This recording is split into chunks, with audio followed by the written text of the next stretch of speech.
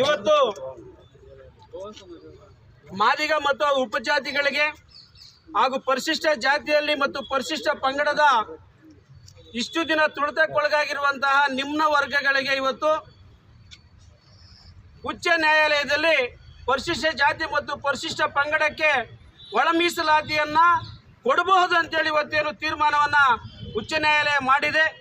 ಆ ಒಂದು ವಿಶೇಷವಾದಂತಹ ಒಂದು ತೀರ್ಪಿಗೆ ಇವತ್ತು ಚಿಂತಾಮಣಿ ತಾಲೂಕಿನಲ್ಲಿ ಮಾದಿಗ ಮತ್ತು ಅದರ ಉಪಜಾತಿಗಳು ಸೇರಿ ಇವತ್ತು ಒಂದು ಬೈಕ್ ರ್ಯಾಲಿ ಮುಖಾಂತರವಾಗಿ ಸಮಾಜವನ್ನು ಜಾಗೃತಿಗೊಳಿಸಿ ಈಗಲಾದರೂ ಕೂಡ ಈ ಸಮಾಜ ಎಚ್ಚೆತ್ತುಕೊಂಡು ಏನು ಸಮಾಜದ ಮುಖ್ಯವಾಹಿನಿಗೆ ಬರಬೇಕು ಅಂತೇಳಿ ಇವತ್ತು ಮಾದಿಗ ದಂಡೋರ ಆಶಿಸುತ್ತಾ ಇದಕ್ಕೆ ಮೂಲ ಕಾರಣಕರ್ತರಾದಂತಹ ಗೌರವಾನ್ವಿತ ಮಂದಕೃಷ್ಣ ಮಾದಿಗರವರು 30 ವರ್ಷಗಳ ಸುದೀರ್ಘವಾದಂತಹ ಪ್ರಯಾಣದಲ್ಲಿ ತನ್ನ ಜಾತಿಯ ಉಳಿವಿಗಾಗಿ ತನ್ನ ಜಾತಿಯ ಏಳಿಗೆಗಾಗಿ ಕಂಕಣಬದ್ಧರಾಗಿ ಇವತ್ತು ಸುಪ್ರೀಂ ಕೋರ್ಟ್ ಮೊರೆ ಹೋಗಿ ಮತ್ತು ಇಡೀ 30 ವರ್ಷಗಳ ಸುದೀರ್ಘ ಒಂದು ಜೀವನದಲ್ಲಿ ಅನೇಕ ಏರುಪೇರುಗಳಾಗಿ ಅನೇಕ ಕಷ್ಟ ಕಾರ್ಪಣ್ಯಗಳನ್ನು ಎದುರಿಸಿ ಅನೇಕ ಸಾರಿ ಜೈಲುವಾಸವನ್ನು ಅನುಭವಿಸಿ ಇವತ್ತು ಈ ಜಾತಿಯ ಉಳಿವಿಗಾಗಿ ಇವತ್ತು ದೊಡ್ಡ ಹೋರಾಟವನ್ನು ಮಾಡಿ ಇವತ್ತು SC ವರ್ಗೀಕರಣ ABCD ವರ್ಗೀಕರಣವನ್ನು ಇವತ್ತು ಸುಪ್ರೀಂ ಕೋರ್ಟಲ್ಲಿ ಆದೇಶ ಆಗಿರೋದಕ್ಕೆ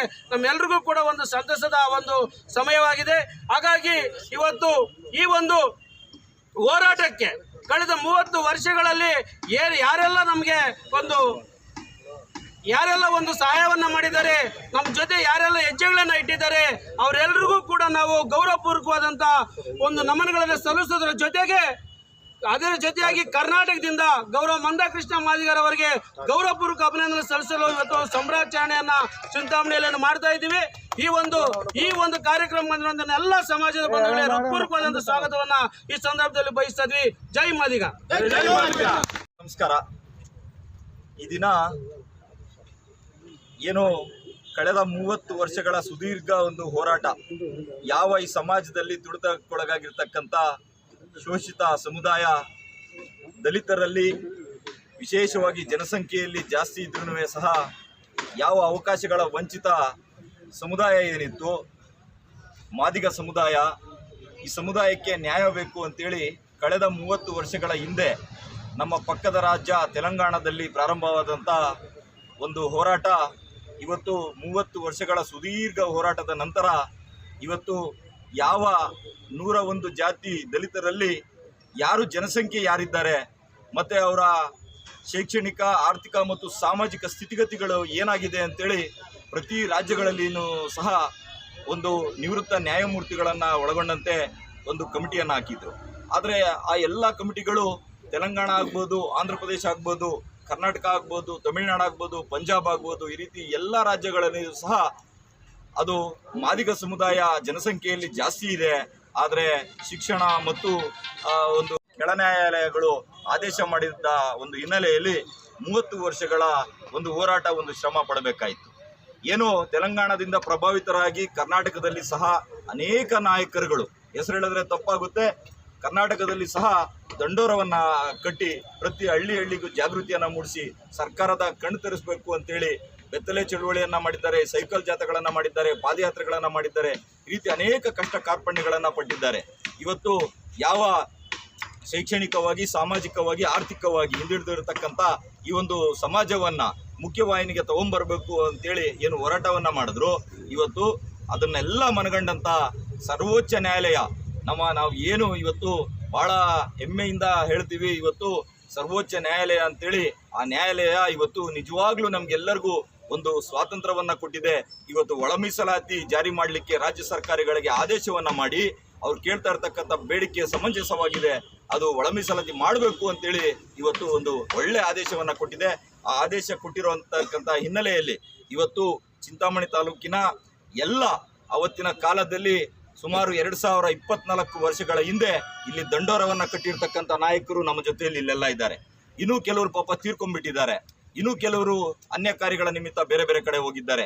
ಈ ಎಲ್ಲ ನಾಯಕರ ಶ್ರಮ ಮತ್ತು ಅದಾದ ನಂತರ ಯಾವ ದಲಿತ ಸಂಘರ್ಷ ಸಮಿತಿಗಳಾಗ್ಬೋದು ಮತ್ತು ಬೇರೆ ಬೇರೆ ಸಂಘಟನೆಗಳು ಸಹ ಮತ್ತೆ ಈ ಒಳ ಮೀಸಲಾತಿ ಕೂಗಿಗೆ ಅವರು ಕೈ ಜೋಡಿಸಿ ಅವರು ಬೆಂಬಲವಾಗಿ ನಿಂತಿರ್ತಕ್ಕಂಥ ಇದ್ದಾರೆ.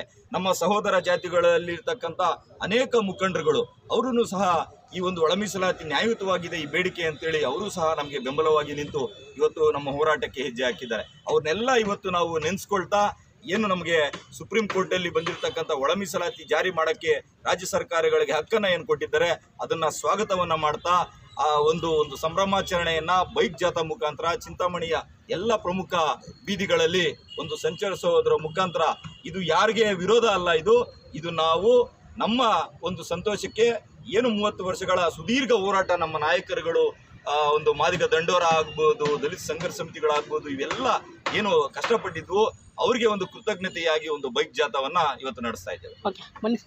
ಹೋರಾಟ ಸಮಿತಿಯ ಕರ್ನಾಟಕ ರಾಜ್ಯಾದ್ಯಂತ ಏನು ಒಳ ಮೀಸಲಾತಿ ವರ್ಗೀಕರಣದ ಬಗ್ಗೆ ಕೃತಜ್ಞತೆ ಮತ್ತು ಸ್ವಾಗತವನ್ನು ಕೋರ್ತಾ ಇದ್ದೀವಿ. ಅದೇ ರೀತಿ ನಮ್ಮ ಸಾಮಾನ್ಯ ಮತ್ತು ಉಪಜಾತಿಗಳಲ್ಲಿ ಮನವಿ ಮಾಡ್ತಾ ಇದ್ದೀವಿ. AKAD ಏನು ಗೊಂದಲ ಇದೆ ಆ ಗೊಂದಲದ ವಿರುದ್ಧವಾಗಿ ನಾವು ಹೋರಾಟ ಮಾಡಬೇಕಾಗ್ತದೆ. ಮತ್ತು ಮಾದಿಗ ಅಂತ ಹೇಳ್ಬಿಟ್ಟು ಸರ್ಟಿಫಿಕೇಟ್ ಆಯಾ ಜಾತಿ ಜನಾಂಗದ ಬೋವಿ ಅಂತ ಬರೆಸ್ತಾ ಇದ್ದಾರೆ, ಕೊರ್ಷ ಅಂತ ಬರೆಸ್ತಾ ಇದ್ದಾರೆ, ಲಂಬಾಣಿ ಅಂತ ಬರೆಸ್ತಾ ಇದ್ದಾರೆ. ಆವಾಗ ನಮ್ಗೆ AKAD ಅನ್ನೋದು ಬೇಕಾಗಿಲ್ಲ, ಮಾದಿಗ ಅಂತ ಸರ್ಟಿಫಿಕೇಟ್ ಕೊಡಿ ಅಂತ ಹೇಳ್ಬಿಟ್ಟು ಈ ಸಂದರ್ಭದಲ್ಲಿ ಇವತ್ತಿಂದ ನಾವು ಹೋರಾಟ ಮಾಡೋಕ್ಕೆ ಸಿದ್ಧರಾಗಿದ್ದೀವಿ.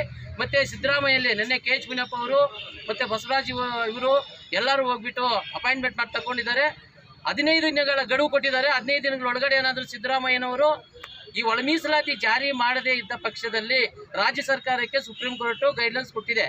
ಅದ್ರ ಪ್ರಕಾರ ಮಾಡದೇ ಇದ್ದ ಪಕ್ಷದಲ್ಲಿ ಮತ್ತೆ ಇಲ್ಲಿರ್ತಕ್ಕಂಥ ನಮ್ಮೆಲ್ಲ ಮಾದಿಗ ದಂಡರ ಹೋರಾಟಗಾರರು, ಮುನ್ಸೂಚಿತ ನಾಯಕರು, ಇವತ್ತು DSS ಅವರು, ಬೇರೆಯವರು ಅರ್ಥಗರ್ಭಿತವಾಗಿ ಹೋರಾಟಗಳು ಮಾಡಿದ್ದಾರೆ ಹೊರತು ಇದನ್ನು ಕೊಡುಗೆ ಮಾಡಬೇಕಾಗಿರೋದು ಮಾದಿಗ ದಂಡೋರ ಪ್ಲಸ್ ಮಂದಕಿಷ್ಟನ ಮಾದಿಗ. ಮತ್ತು ಇಲ್ಲಿ ಹೋರಾಟ ಯಾರು ಮಾಡ್ಕೊಂಡು ಬಂದಿದ್ದಾರೆ ಇವರಿಗೆ ಅತಿ ಹೆಚ್ಚಿನ ಕೃತಜ್ಞತೆಗಳನ್ನು ನಾನು ಅರ್ಪಿಸ್ತಾ ಇದ್ದೀನಿ. ಇವತ್ತು ಒಂದು ಬೈಕ್ ರ್ಯಾಲಿಗೆ ಏನು ನಮ್ಮ ಎಲ್ಲ ಮುಖಂಡರ ಮುಖಾಂತರ ಚಾಲನೆಯನ್ನು ಕೊಡ್ತಾ ಇದ್ದೀವಿ.